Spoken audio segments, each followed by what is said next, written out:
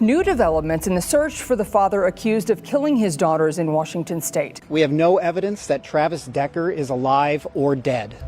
We've also continued to follow up some of his friends and family. I hope he knows that we haven't given up, but you got to be perfect every single day, Travis. We only have to be perfect one day. The latest update in the Travis Decker case is the kind that leaves you angry, unsettled, and asking, how is he still out there? Authorities claim they're closing in, that they've narrowed the search. But the truth is, as of this video's release, Travis Decker has not been found. Not alive, not dead, just gone. And this entire nightmare began when investigators stumbled upon something no parent should ever have to hear. A shallow grave, deep in the Washington wilderness, holding the lifeless bodies of his 3 young daughters. And I do want you to take a good look here at Travis Decker. These photos circulating as folks are being asked to be on the lookout for him. Travis Decker has been on the run for about a week after investigators say he kidnapped his daughters in Wenatchee and killed them, leaving their bodies at a campground. Before Travis Decker became the face of a national manhunt, he was just a small-town kid with big dreams, someone nobody ever imagined would be capable of such horror. Born and raised in Pewaukee, Wisconsin, Travis was the kind of boy who played football in the fall, helped elderly neighbors shovel snow in the winter, and grew up in the shadow of a grandfather who had once served in the Special Forces. From a young age, people described Travis as polite, athletic, and determined. He wasn't a troublemaker. He wasn't one to stir the pot. In fact, many who knew him back then recall him as the kind of kid who blended into the background, always there, never causing problems. His childhood was, by all outward appearances, uneventful. He attended local schools in Pewaukee and kept a tight circle of friends. After graduating high school, Travis followed the family legacy into service. He joined the U.S. Army and later transferred to the Washington National Guard, deploying at least once to Afghanistan around 2014. That experience, like it is for many soldiers, was said to have changed him, though no one knew exactly how much. The Travis who came home was quieter. He smiled less, talked less, and according to court records years later, began struggling with his mental health. But back then, there was no warning bell loud enough to shake the illusion that he was still the same dependable man people had always known. It was around this time that he met Whitney. Friends said they made sense together. Whitney was the more outgoing one, expressive and affectionate, while Travis was the strong, silent type. The two balanced each other. Whitney fell in love with his steadiness, his structure. He adored how lively and nurturing she was. Their love story began like many do, slowly at first but full of hope. They dated, got engaged, and eventually married. The wedding, from what little is known, wasn't flashy, just close friends, family, and the promise of a future they both believed in.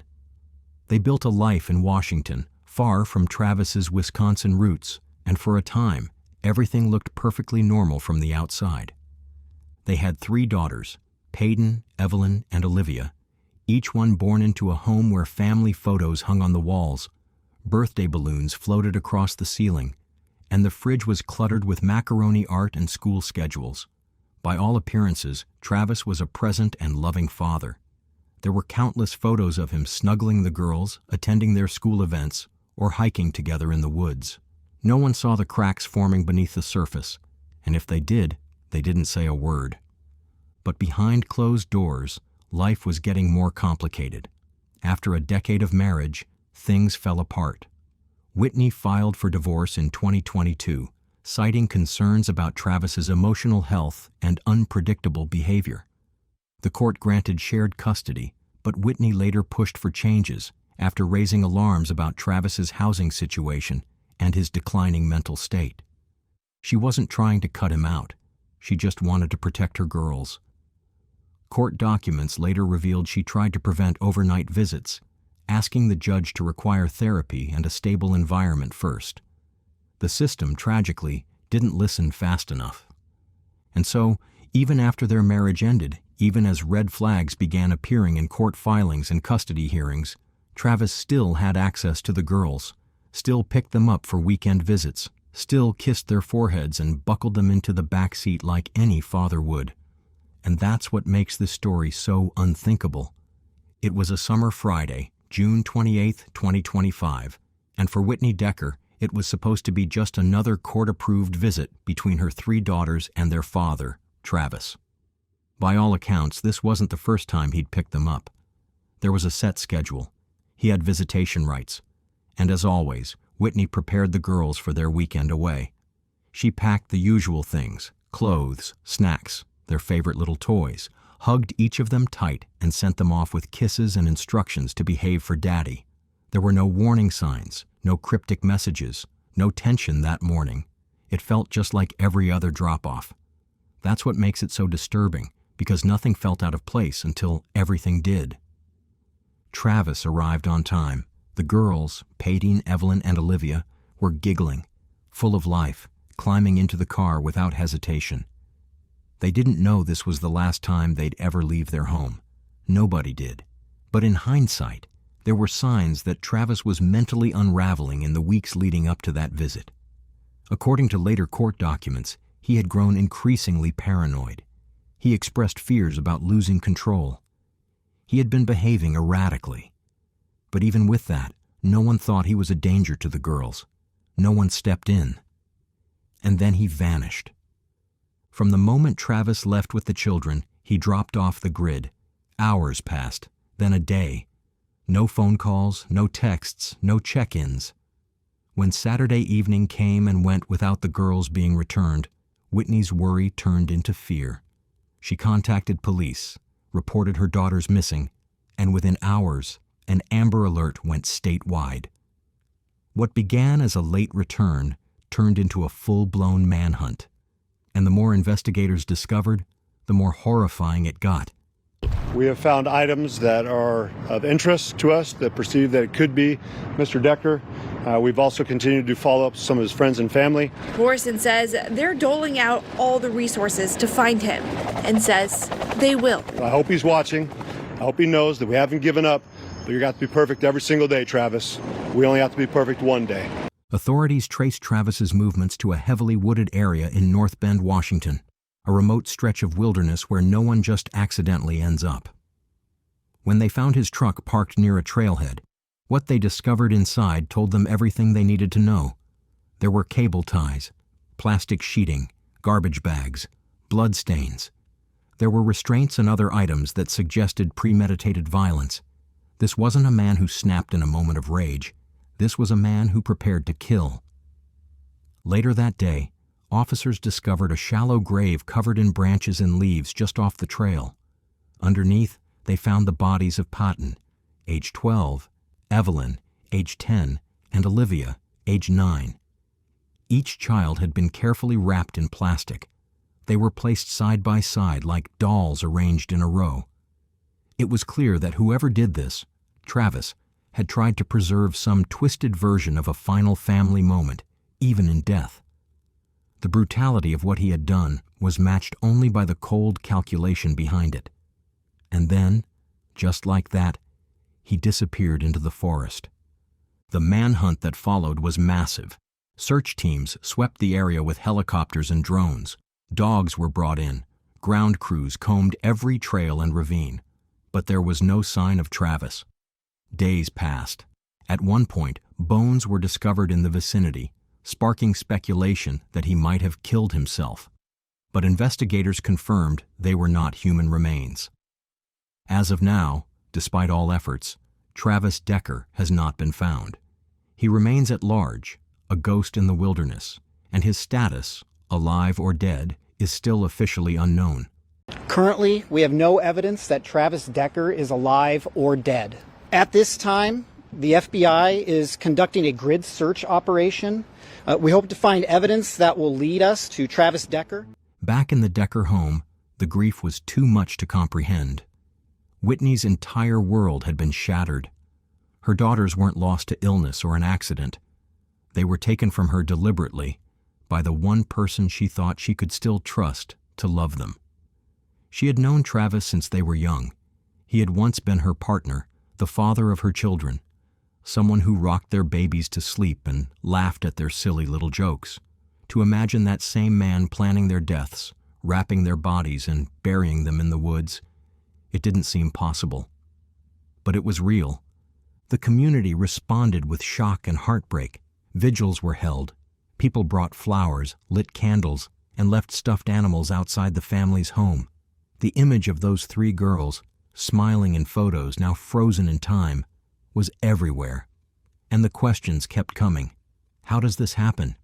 How does a man with no violent record, no known history of abuse, commit an act this devastating? How does a father look at his daughters and decide they don't get to live? I truly hope that the legacy of the girls' lives lives in everyone's heart forever. Now, the failure wasn't just about legal documents and missed appointments. It was about how fragmented the safety net really was. Everyone seemed to know a part of what was going wrong, but no one saw the full picture. His counselor flagged mood swings. His employer noticed increased absences. Whitney raised the alarm through formal court filings. But each warning landed in its own silo, never triggering a coordinated response. And in that gap, between suspicion and action, 3 little girls paid the price. Even the court-mandated psychiatric evaluations, which were supposed to serve as a safeguard, weren't built for urgency. Travis never followed through with consistent treatment. He skipped follow-ups, dodged accountability, and learned how to say just enough to avoid being flagged as a threat. These weren't systems designed for someone spiraling this fast. They were built for maintenance, not emergencies. And when things turned deadly, those slow-moving gears couldn't turn fast enough. Behind closed doors, Travis's world was disintegrating. His home life was collapsing. His finances were in ruins, and the person who once prided himself on being a present, loving father now couldn't even provide his daughters with a safe place to sleep. He wasn't working steady hours. He was bouncing between friends' houses, and yet, because he hadn't technically broken a law, because he hadn't left a visible bruise, he still had access to those girls. What makes this even more chilling is how calculated some of Travis's actions were in hindsight. He didn't erupt in a moment of rage. He planned. He researched how to escape to Canada. He looked into survival strategies. That level of premeditation suggests he'd already made peace with what he was about to do. And yet, everyone around him still saw him as troubled, not dangerous. It's a terrifying blind spot. Society is trained to spot physical abuse, clear threats, or criminal records. But what about the parent who's quietly unraveling, who never hits, never yells, but whose mind is becoming a danger zone? There are no alarms for that.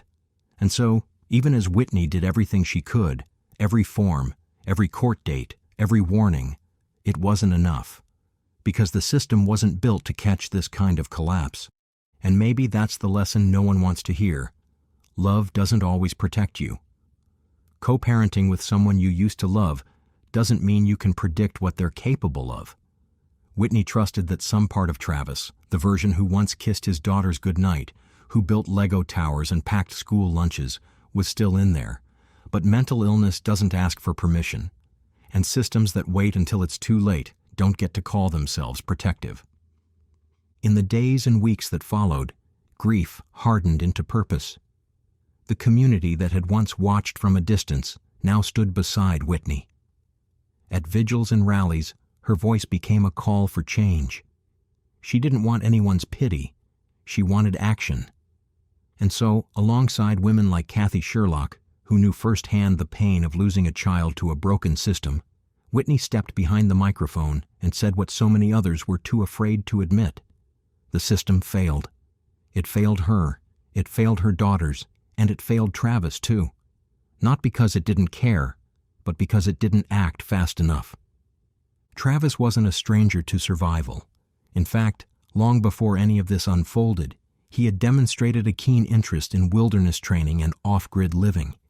He had spent time in remote areas of Washington and had experience navigating difficult terrain.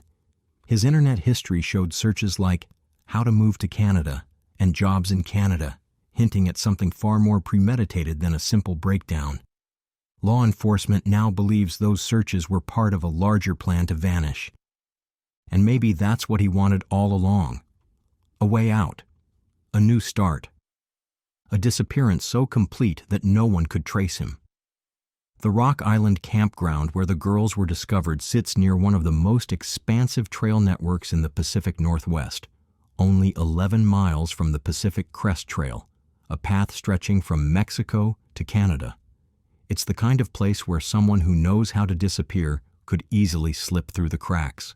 Investigators think he may have staged everything to buy time, luring the focus toward one area while he moved toward another.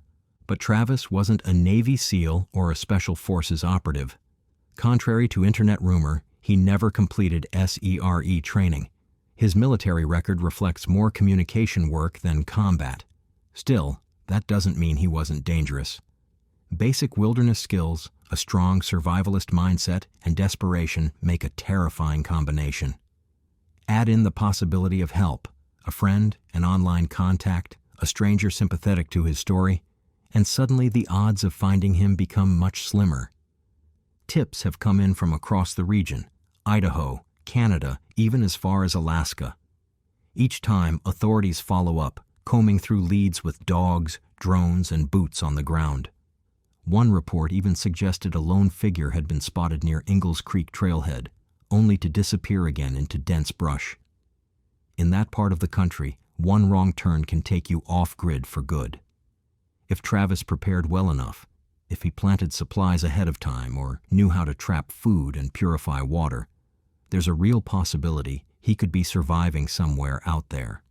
Whether that means he's living in an abandoned cabin, moving from cave to cave, or buried in a shallow grave of his own making, nobody can say for certain. But theories go beyond survival.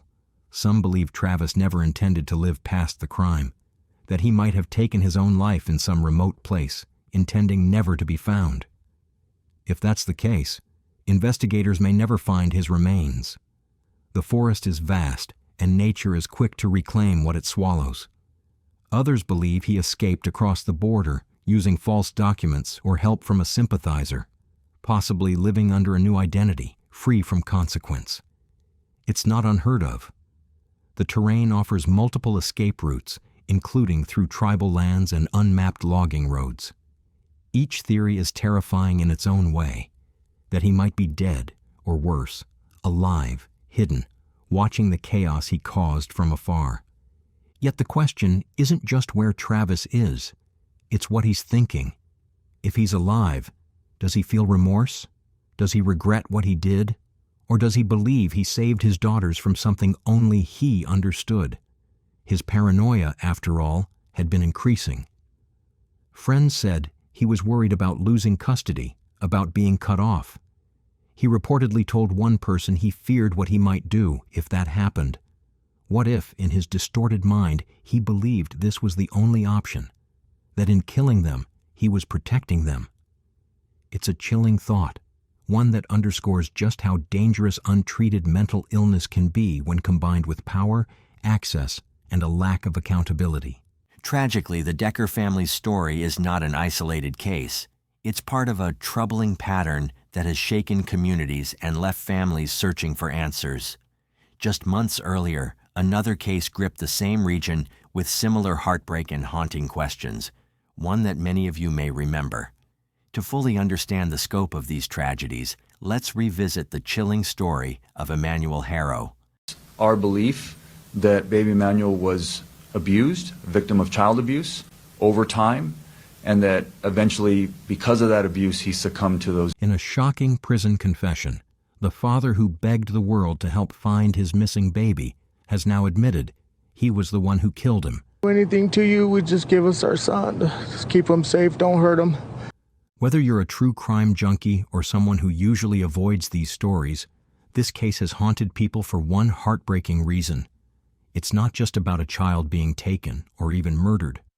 It's about a parent, someone who should be a protector, lying to everyone's face, all while knowing the truth the whole time. Today we're diving into the disturbing new updates surrounding the Emmanuel Harrow case and what really happened behind closed doors. But before that, let's rewind for a moment, because if you've missed this case, you need to understand what made it so devastating in the first place. Just 3 weeks ago, baby Emmanuel Haro was alive, smiling, babbling, and learning how to sit up for the first time. At only 7 months old, he was entering that precious stage of infancy when every giggle feels like magic and every tiny milestone feels like a miracle. His chubby fingers would reach for toys with curiosity, and his little face would light up every time his toddler sister played peekaboo. He lived with his parents, 41-year-old Rebecca Renee Haro and 32-year-old Jake Mitchell Haro, in a modest, single-story home nestled in Cabazon, California, a quiet desert community of just about 2,600 residents, where the biggest excitement might be a rare thunderstorm or the occasional backyard barbecue.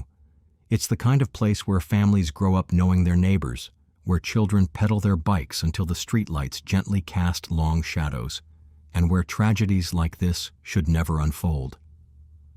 But on the evening of August 14th, 2025, at exactly 7:47 p.m., everything changed. Rebecca Haro placed a frantic 911 call to the San Bernardino County Sheriff's Department, claiming her baby boy had just been kidnapped in broad daylight. According to Rebecca, she had been shopping with Emmanuel at Big 5 Sporting Goods on Yucaipa Boulevard. As she walked to her car, she said, a stranger came out of nowhere, attacked her, and ripped her baby from her arms before vanishing into the night. I was gonna get the diaper and somebody said, hola, and I didn't see nothing since. I woke up right here on the floor, and I didn't see Emmanuel. The kidnapping claim triggered immediate panic. News outlets quickly picked up the story. Flyers with Emmanuel's photo were posted across town. On social media, people began sharing his image, hoping someone had seen him. Emmanuel's father, Jake Haro, also gave interviews on local TV, pleading with the public to help find his missing son. Whoever took my son, please return him. We just want him back. We won't do anything to you. We just give us our son. Just keep him safe. Don't hurt him. Make sure you feed him. Change him. Please. While both Rebecca and Jake Haro were pleading like these on television and social media, begging the public to help find their missing son, many viewers began to feel that something wasn't right. It's just a baby. Just give our son back, please. A desperate plea from the parents of 7-month-old Emmanuel, now missing for more than 24 hours. He was wearing a black onesie with a Nike swoosh on. They were saying all the things grieving parents were supposed to say. Their voices trembled, their lips quivered, and they wiped at their faces as if overwhelmed by emotion. But when people looked closer, their eyes didn't shed actual tears. Their expressions were filled with sorrow, yet their eyes remained dry.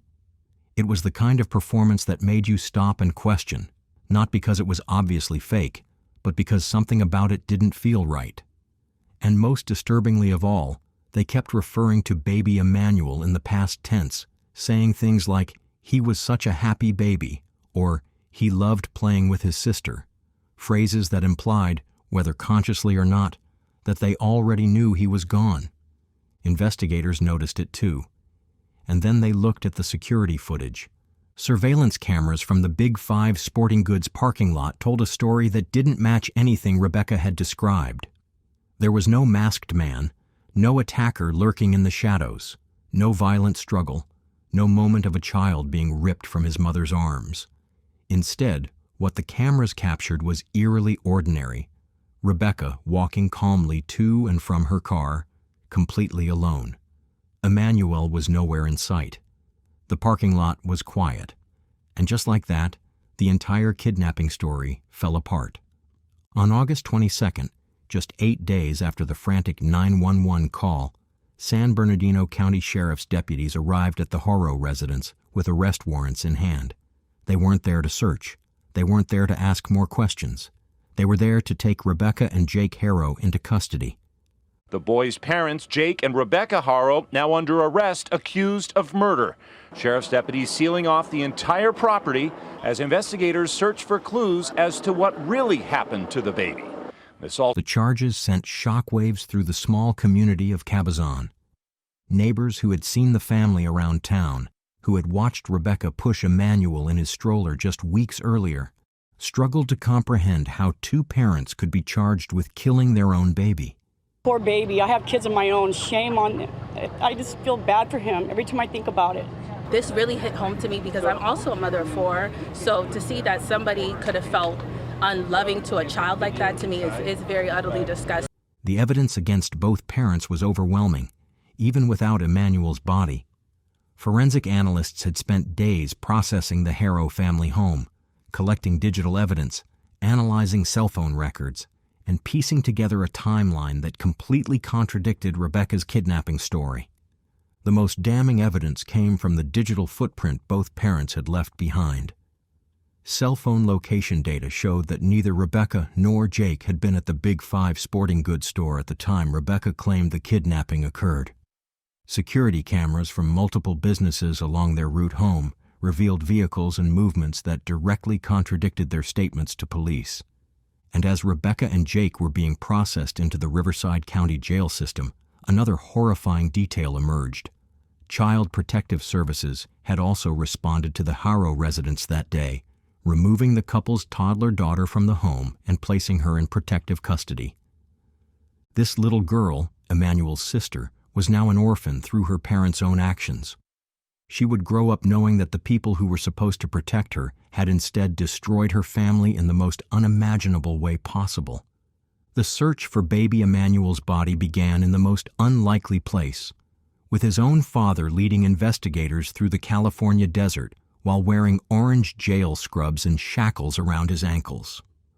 On August 24th, just 2 days after Rebecca and Jake's arrests, cadaver dogs and search teams converged on a desolate stretch of the Moreno Valley Badlands near Gilman Springs Road.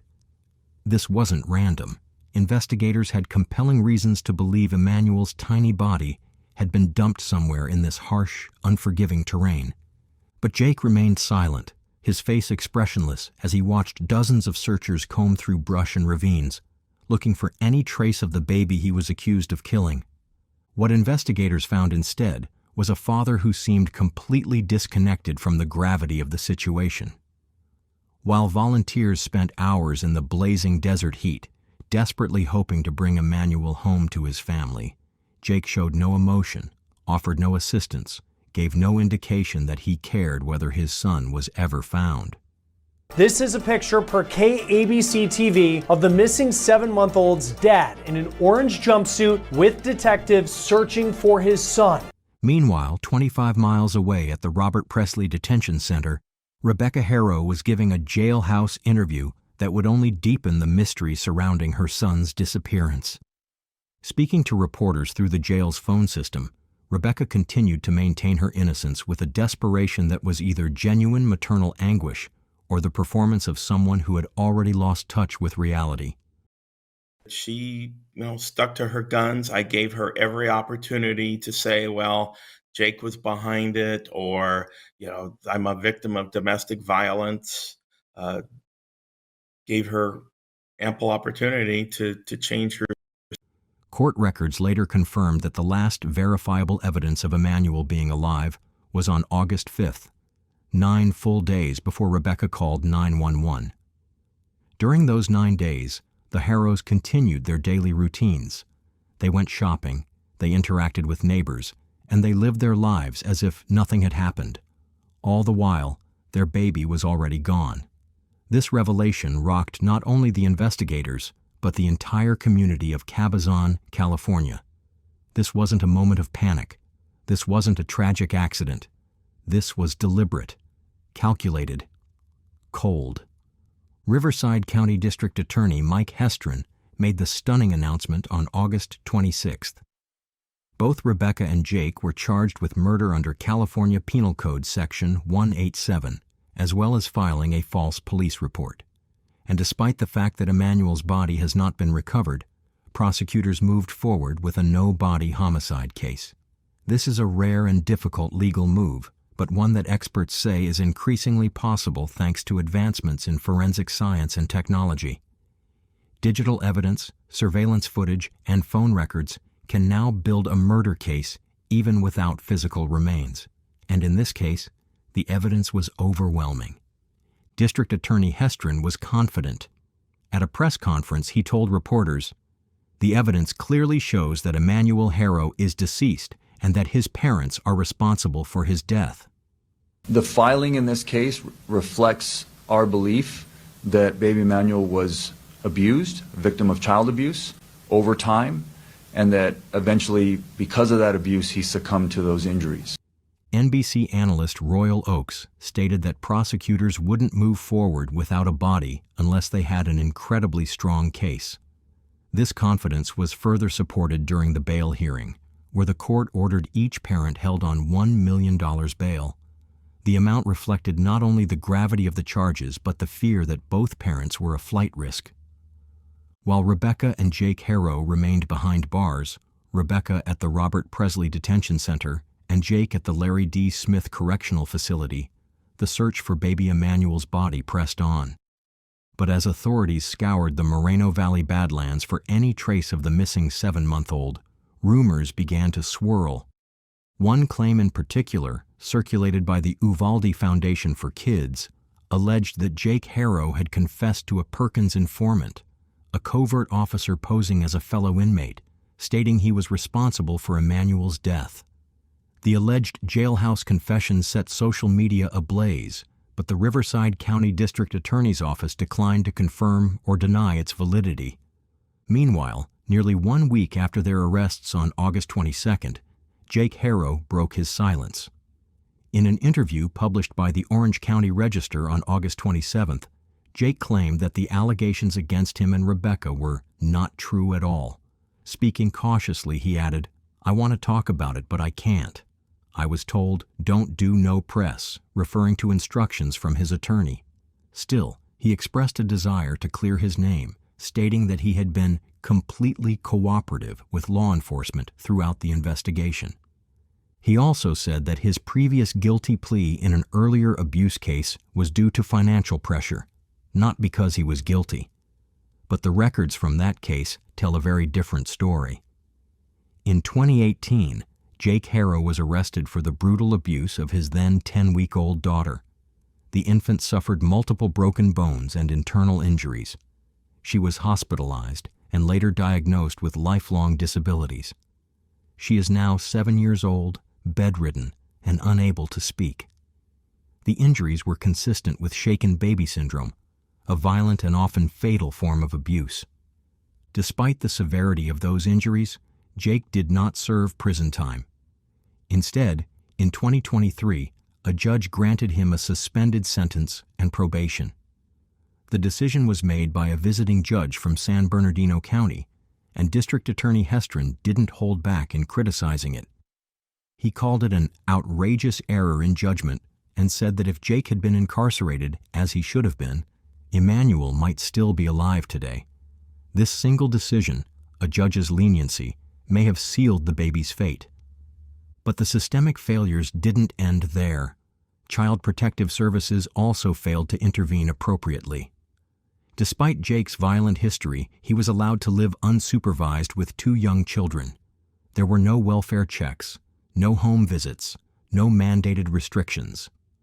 When CPS finally did arrive at the Harrow home on August 22nd, they removed the toddler sister and placed her into foster care. Officials later said she had been living in unsafe conditions. The little girl's name has not been released for privacy reasons, but child advocates say her life has been forever altered. This toddler now represents something far larger, the surviving sibling who becomes collateral damage in a family tragedy. She will grow up knowing that her brother was killed, that her parents are accused of doing it, and that the system meant to protect her failed her too. And for the people of Cabazon, this realization has been unbearable. Outside the Harrow home, a makeshift memorial began to grow. Stuffed animals, handwritten letters, flickering candles, and flowers lined the sidewalk. Strangers wept openly. Neighbors who had seen the family just days earlier were now questioning everything. Could they have intervened? Should they have seen the signs?